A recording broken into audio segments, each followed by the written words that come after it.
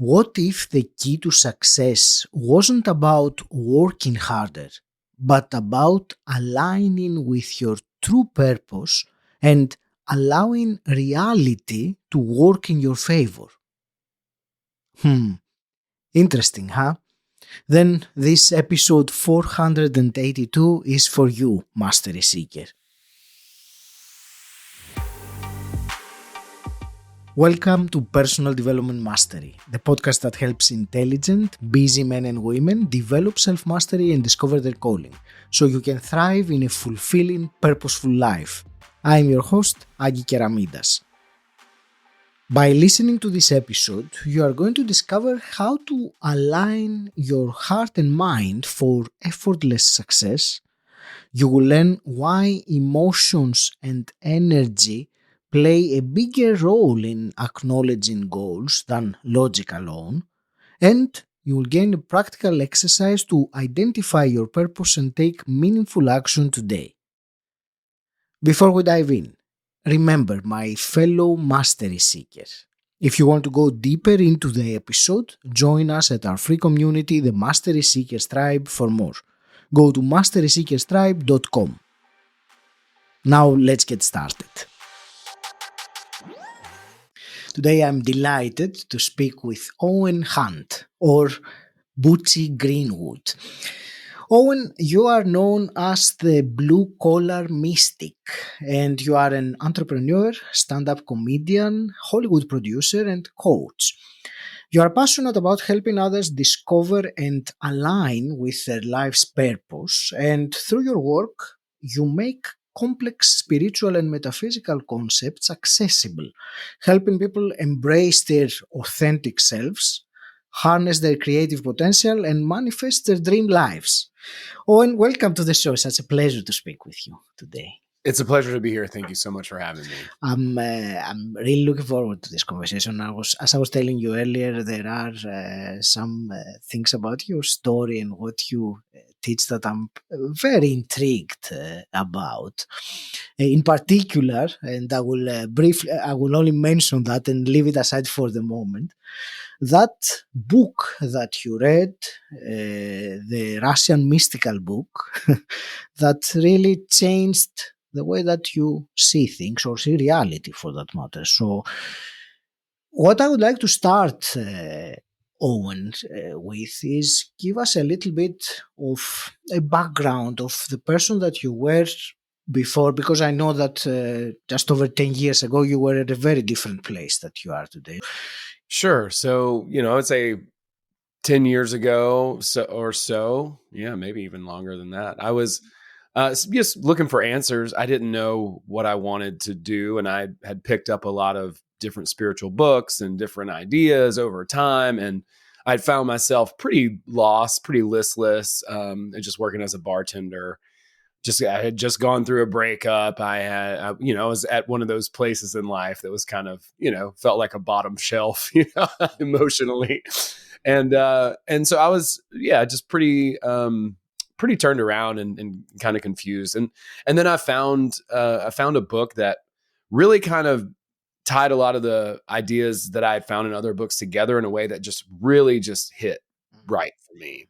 And I realized that I could be in alignment with myself. I mean, this might sound like so simple and fundamental to people, but it was a huge epiphany for me, especially at the time, because I really thought that you either had to be a broke creative or you had to go and just do the logical, most practical life that you would be miserable at in corporate America or whatever that meant for you, that it was kind of one or the other. It was like either you play and have fun and be kind of a degenerate, which sort of, whatever, no judgment, or you become, a very uptight and stiff, blue or white collar, type of worker or whatever. Right. And so I didn't really see much of a gap between those two possibilities. And I had spent most of my life just chasing fun and pleasure up to that point. And just, hey, whatever. I had some amazing experiences doing that, but by realizing that I could be in alignment with myself, that I could live a deeper purpose and give a little bit more back, but also enjoy and have pleasure in what it was that I was doing and providing as a service. That was a huge epiphany for me. So that started a whole new journey and started me learning a lot more about spirituality, its concepts, and getting some interesting opportunities to experiment and try the stuff out. Mm-hmm. Thank you. And, you talked about the epiphany of understanding that to be in alignment with ourselves. I think you called it something like that. And that is, it might sound simple, but how many people actually have taken the time to understand that? And, when you say alignment with ourselves, you first need to understand who is the self before you are really. It is not that question. I think has a very has infinite depth. It might sound like a simple question. So that was a very. I understand why it must have been an epiphany for you to.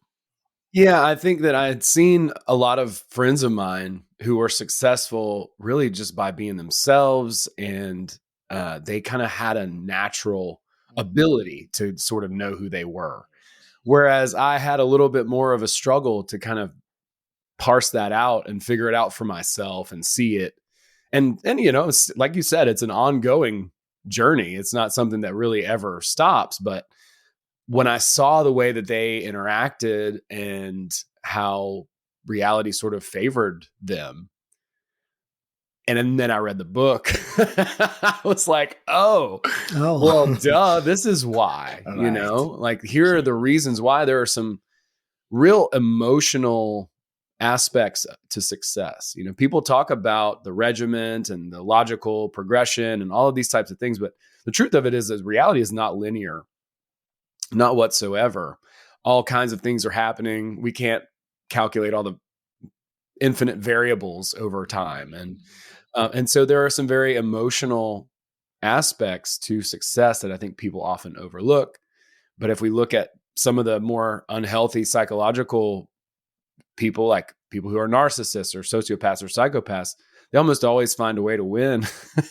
And it's usually at someone else's expense. But yes, what's interesting is it doesn't have to be at anyone else's expense. Like you can win without, harming other people. You know what I'm saying? Like that's totally possible. But the problem is I think a lot of good people carry a lot of guilt. Mm-hmm. Mm-hmm.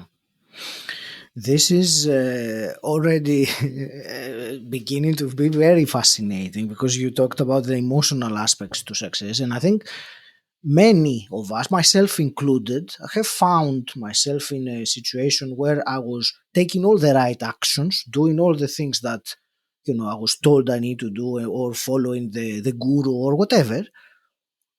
And I did not have the same results as someone else who was doing exactly the same actions. So when you said about the emotional aspect to success that is often overlooked, that resonated. So that's great.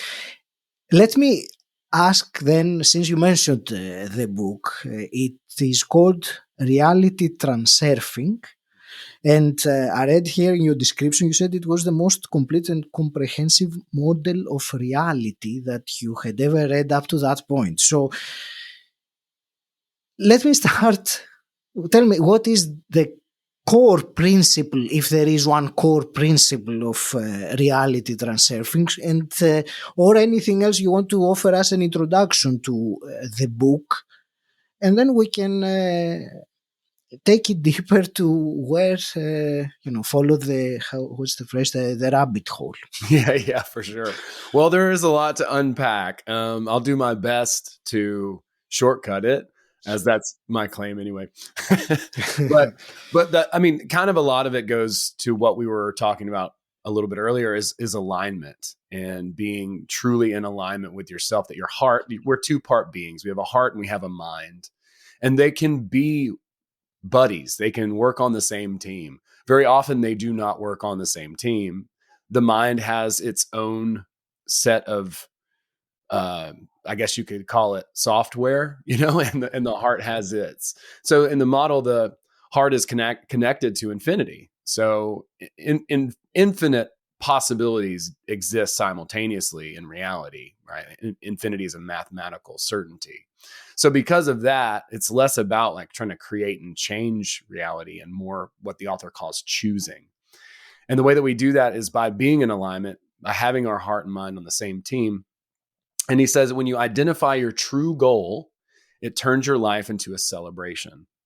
And so the key point there is when you identify your true goal. So it's not necessarily by attaining it. And this is why people are so process focused, right? Like it's not about the destination, it's about the journey and some of these more maybe cliche truths shed in a different light. But it's once you do see the thing that you are really excited about sharing and you're passionate about, and you have curiosity for, at that point, your life, you get excited, you get motivated, and this sort of happens naturally as opposed to forcing yourself through a bunch of drudgery, which the mind would, if the mind is leading, then the mind is going to be like, oh, we need to do this thing because it makes the most sense. It pays the bills. It does this and blah, blah, blah. Now, this doesn't mean that you completely devalue your mind. The problem is the mind is not supposed to lead. The mind should follow and figure out logistics. The mind is capable, as the author says, of taking old bricks and turning it into a new structure, but it can't create anything new of itself. All new discoveries come from the heart. All new discoveries come from that infinity space, right? Like as smart as the smartest person is, they don't discover anything based on what has already been discovered. You know what I mean? Like they bring something new in from this space that he calls the space of alternatives or the space of variations, which is synonymous to the dream world in the model. And I think a lot of other esoteric models, but I had never put that together either. So that's the main gist. There are some really interesting phenomena that he points out in the book. For instance, the way that energy works, or many of the ways that energy works, energetic informational structures or entities or pendulums, which are essentially clusters of energy or flows of energy that we often tap into and we lose our own identification because of. So an example of that might be a religion or a sports team or a governmental body or a political party. Once we kind of give ourselves over to one of these structures, we become a different version of ourselves. And instead of really exemplifying who we are at a deep level, we take on the attributes of whatever it is that we're serving. Similar to Emerson, talking about if you were, let's say, someone who was a representative of a certain industry or a certain thought system, then he could tell you what your opinion was going to be before he even asked you, right? Because you're really serving whatever that thing is, as opposed to your own take, your own experience, your own individuality. So it's really about getting back to individuality more than anything else, and identifying the snags and the tripwires that exist that keep us from being our true selves. Thank you for this explanation. The way I understand what you said about identifying our true goal, or the way you were describing the true goal, the word purpose came to mind. I suppose it is a similar thing, if not the same thing. I see you nodding. And I know, and I've heard, and I've felt personally, when you do align with your heart's calling, I might not necessarily mean the ultimate true goal, but the calling of the moment. You find that you are in flow, that you have enthusiasm, that synchronicities happen. So this is great, and as great as it is, I believe it is only the first part, because once I identify, shall we say, my true goal, and actually we might talk a little bit about how to do that also. But let's say we have identified it. Then what? Because the road to success might not be as easy. So that's what I wanted to ask, how reality transurfing helps in that part. So once I have realized that, identified my true goal, my purpose, what is the way that I will go there? What tweaks do I need to make? How should I approach things? And also because you often have used the word reality, and even the book talks about it has the title Reality. That's how I would like to hear your thoughts how to approach that, especially under the prism of reality. I hope my question makes sense. I think it does. So let me know if my answer makes sense. And we can iterate and Okay. fine if it doesn't. But I think I know what you're asking, and essentially what the author talks about in the book is that there's a constant flow of options and alternatives coming into this reality here in the third dimensional space, if we want to call it that, material reality, from the infinite space, or the space of variations, the dream world, whatever you want to call it. And so you could think of this life as kind of a movie, right? Like we're moving through time. So as we're doing that, what our sort of job is to key off of the flow of alternates and to read the signs that are taking us to our ultimate goal. And there's a couple of things. First of all, we must take action. That's absolutely essential. There's a lot of people in spirituality that are just like, do meditation. And there's nothing wrong with meditating. Meditating is good. It's good to be present. But the point of being present is not to just basically surrender to the moment and be a victim. The point of being present is to be able to compose the frame and work toward your goal, toward your end goal. And so as you're taking those actions, you read the flow, and then you take what action seems like the best for you. He calls it the rustle of the morning stars. It's like when your heart just knows something, when you just internally know something, then you do that thing. And so you move toward that. And every action that you take, you celebrate the action. And that's kind of a similar idea as the Bhagavad Gita. But basically you take the action, you celebrate that action. If you get the result, great. If you don't, even better. The flow's still taking you to your goal. And so you have that sort of an approach where it doesn't really matter. Everything's unfolding exactly as it should. So you keep that perspective and that frame in mind as you take action toward your goal. You have no choice but to get to it anyway. And, sometimes it might take a while, and that's all right. You're not in a hurry because you've already identified your true goal, and your life's a celebration now because you're pursuing it. Mm-hmm. I completely agree. Goes without saying with the action that you say, that it's necessary to take action. I think that is obvious for me and for many. I know it's not often, but sometimes it's portrayed like all you need to do is ask and nothing to do and you will receive. Of course, that is not the case. The other thing you said, you talked about reading the signs along the way. So I would like to hear a bit more about this. Tell me a bit more about reading the signs. Sure. So in our heart, we either feel comfortable or discomfort whenever we consider something. Okay. So one test you could do is to flip a coin, and then whatever the coin comes up, see how you feel. You know what I'm saying? Like if it comes on heads, I'm going to do it. If it goes on tails, I'm not going to do it. And then it comes on tails and you're like, oh, I kind of wanted to do it. Now you know what you wanted to do, right? You just kind of tricked yourself. You can do muscle testing and stuff as well. But the heart is very binary. Your intuition is very yes or no. And if it's a maybe, that means no. So it should feel internally like, yes, absolutely this. And then it should be in alignment with the mind as well. Like, okay, this makes sense, right? But that should be secondary from the intuition of the heart or the soul, or, those are synonymous terms. But yeah, that's basically the gist, is that you're going off of your intuition and how it feels to you. And that's your first and most important point of contact. And then you take that information and then you use your mind to filter it. And then you decide whether or not it's the appropriate time to take action or not. And so a big part of it is being present, being able to be calm and patient in the flow, and know that, these options are going to open up, and then you just take action when the door opens, as opposed to trying to force it open.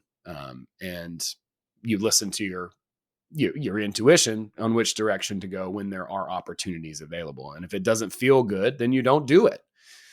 It's as simple as that. So that's kind of how we're keying off of the sign. And those may come up for different people in different ways. Some people see a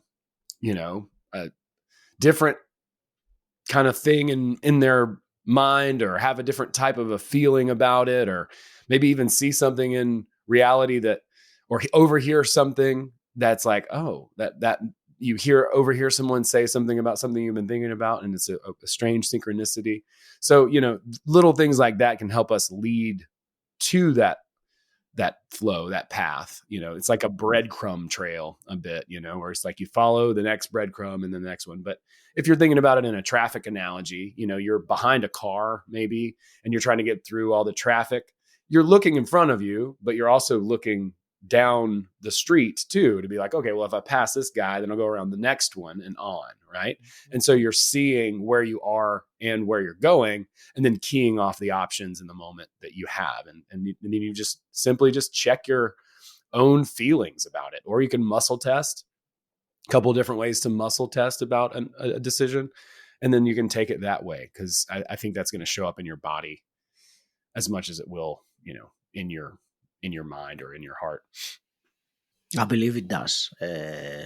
And learning to listen to it, that is a different topic. I liked very much you talked about celebrating the action regardless of whether you get the outcome you wanted or not. And this is an art in itself, being able to do that. What I wanted to ask is, obviously it does get easier, shall we say, to celebrate when you actually get what you want. How do you propose, or does the book refer to dealing with, let's say, not fulfillment of the outcome, or I would use it in quotation marks, failure, or, when things don't go the way that we wanted to go? Is there some kind of technique or mindset tweak or something else that can guide you through that perhaps difficult or even dark time? Because and I will speak from my experience, these are the times when the voice of the mind becomes way much more loud, and no matter how much you want to listen to the heart that you normally do, the fears and everything that comes up becomes very, let's say, persuasive. So what do you propose with dealing with something like that? Yeah, that's a great question. And it's something that, it takes a lot of practice to start to work with that. And that's why it's a practice. Practice, indeed. But yeah, the mind is it's gonna do what it's gonna do. It is very loud, and the heart is generally quiet. So we have to learn how to put the mind at ease. And that's what a lot of the book talks about with some of the elements of reality and how it works. So what it kind of does is it kind of helps us, see things in a different way, so that we're not trying to control so much. It's really about coordination more than anything else. That would be the word that's the one there. Because if you're cocky or confident, that's not really in balance. And then if you're, insecure, that's out of balance. And so to be kind of neutral in the thing and understand that your mind can't know everything. It's always going to try to get control over a situation and try to control things and people. But as soon as that happens, you're in an agenda, and so that agenda is not going to be generally rewarded energetically, especially by people. They're going to sense that off of you immediately. So, so you want to just stay open as much as you can in the flow. And when certain circumstances don't unfold the way you thought they should, that doesn't mean that you've failed. It just means that you need to iterate and tweak your process a little bit and stay focused. It's an opportunity to solve a problem, and the problems that come along, they don't have to be complicated. There can be very simple solutions to complex problems that pop up in an instant. But the most important thing is to stay calm and not get into cortisol because something didn't go exactly like you thought it should. And that's the mind. That's the mind always trying to have control over things. But once you start to see this sort of work in reality, it's like riding a bike, like at first you kind of need some training wheels and then, dad's on the back and he's pushing you or whatever. But before you know it, you're tearing off, going through the neighborhood. Right. And so if you never saw a bike before and then all of a sudden you saw one, you'd never seen anyone ride it, you might be like, I don't know how that's even possible to do. But then you see it happen. And then when you see it happen in your own reality and you actually do it, well, it becomes easier and easier for the mind to kind of calm down and stop trying to control every single outcome. That's the biggest block, I think, is that we have this very specific image in our head and we try to make reality conform to it.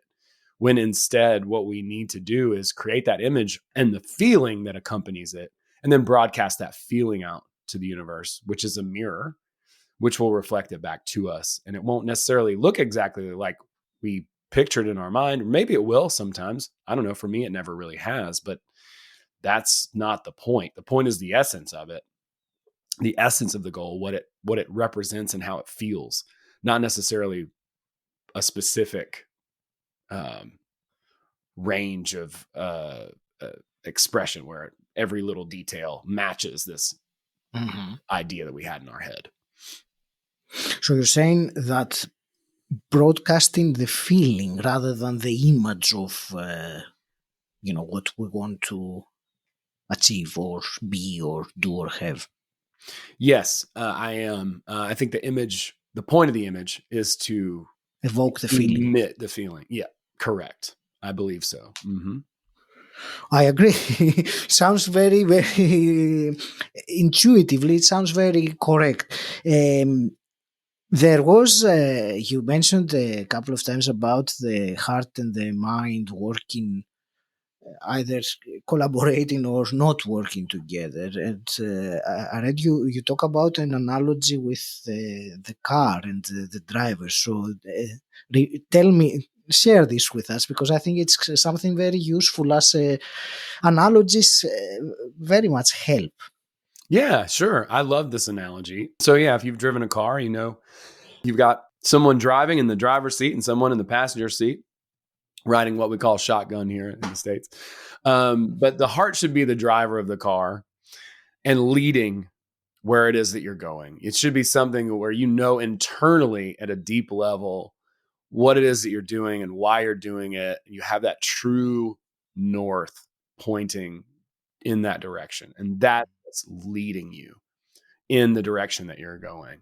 Whereas the mind is like the navigator. It's reading the map. Back when we had them, the mind before Google Maps. The mind is the GPS, maybe, like pinging off of the different options in the flow and being like, oh, this will be the most practical path to get there. So our mind is great. It just needs to take its rightful place in the passenger seat, helping the heart to navigate what it wants. And that's, I think, one of the biggest stumbling blocks is that we often put, the logic in front. And I'll be real honest and say, I don't think we really do much of anything from a logical place. Even people who assume that they're logical really aren't that logical. They're mostly making emotional and impulsive decisions and then justifying it with logic already anyway. So I think it helps to acknowledge that fact and just say, okay, what is it that I do really want? Like, what is that thing? What am I passionate about? What am I truly curious about? Like, where's my curiosity guiding me? And how can I open up and accept that? So that's the analogy in general. The heart should be the driver and the mind, the navigator, playing, co-captain, right. Second command. That's great. Owen, what's one practical thing that you can advise our listener, the mastery seeker right now, that based on what the conversation that we had so far, what's something that the listener can do today or tomorrow towards what we have been talking about, alignment and so on? Sure. I would say, okay, I'll give a really simple exercise. You could just make a 2-column list and then write down what your heart wants, what you might like, bucket list items, things that are interesting to you. I mean, take as much time as you need, right? 20, 30, 40, 50 things, whatever, on one column. Like heart, Mm-hmm. this is what brings me joy. This is what I like. Walking, gardening, it doesn't matter. Actions, activities, even things, objects that your heart likes. Write that on one side of the piece of paper. And then on the other side, make a mind column and then write down all the things that your mind is challenged by and enjoys, if that's chess or, remodeling homes or whatever. And then start to see where those two things line up. See what activities that your heart and mind have in common. And then you get a little bit more of insight into yourself and what is in, congruence with you. You might find some surprises in there. Hearts are kind of kinky, I'll be honest. It is once one takes the time and invests the time to actually do these kinds of exercises carefully, and there are surprises that come, there are tears that might come, there are so many realizations, and as you can probably tell, I'm talking about from experience.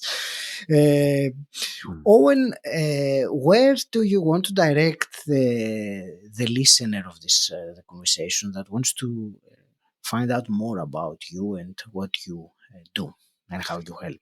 Sure. Yeah, I have a website that has pretty much all that information on it there. It's probably the most convenient place to find some things. I've got quite a few gifts and freebies and things like that on the website. And then I've got links to everything else on my social media and all that. It's just BootsyGreenwood.com. You can also find me on YouTube. I make a lot of videos there at Bootsy Greenwood, and then Instagram at Bootsy Greenwood. Bootsy Greenwood is my handle on social media. So if you're looking for me, that's where you can find me. And it's pretty much across all platforms. So yeah, website BootsyGreenwood.com, and then Bootsy Greenwood on the internets. Thank you. That's great. And before, I have a couple of final quick questions to ask you. I still have one more about the book we're talking about, a quick one. Yeah. And that's it. If you had to explain the concept of reality transurfing to a 10-year-old, how would you simplify it so that the child could get something and do something with their life? Probably the Apply it, 10-year-old. I mean. The 10-year-old could teach me better than I could teach the 10-year-old. I honestly believe that.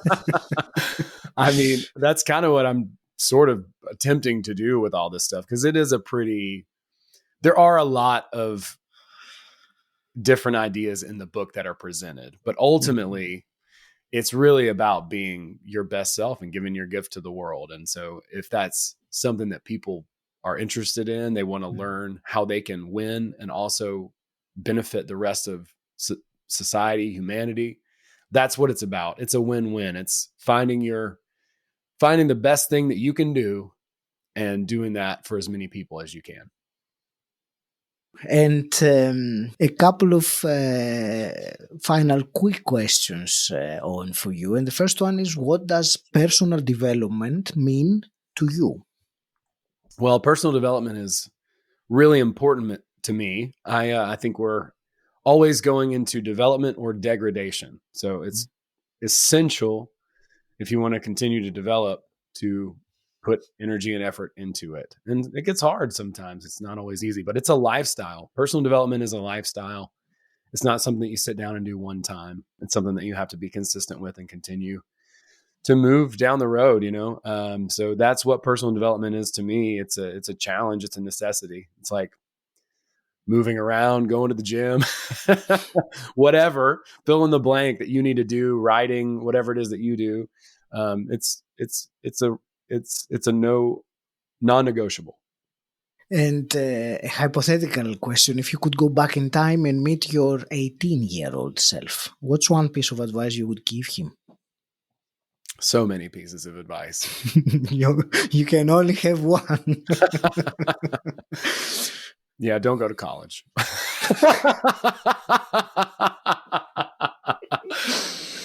my God. I had a great time. I have no regrets, but if I could go back to my 18-year-old self, I'd be like, dude, just don't even go. Don't pay all that money to go to college. Owen, I want to thank you very much for this fascinating conversation. I enjoyed very much, and there were some insights there. So I appreciate you very much for this. I want to wish you all the very best with your journey and your mission. I will leave it to you for your final parting wisdom. Oh, don't take this stuff too seriously. We're all going to die anyway. Try to keep that in mind and just try to have as much fun. I mean, like I said, I was a pleasure seeker before I learned all this. And I think that we kind of come in a circle and around like a spiral. As we grow, we go out, and it's okay to enjoy life. It's okay to have fun. This stuff is important, but it's not so serious. Life is a cosmic joke, and let's find ways to enjoy it as much as possible. So I want people to, find their joy and their bliss and follow that. And if I can help in any way, more than happy to. Much love. I hope you have found this episode enlightening. And I ask for one simple, quick favor. If you like this podcast, think of someone else you know who might find it useful and share it with them. By doing so, you'll not only help the podcast grow, but also add value to people you care about. So thank you. And until next time, stand out, don't fit in,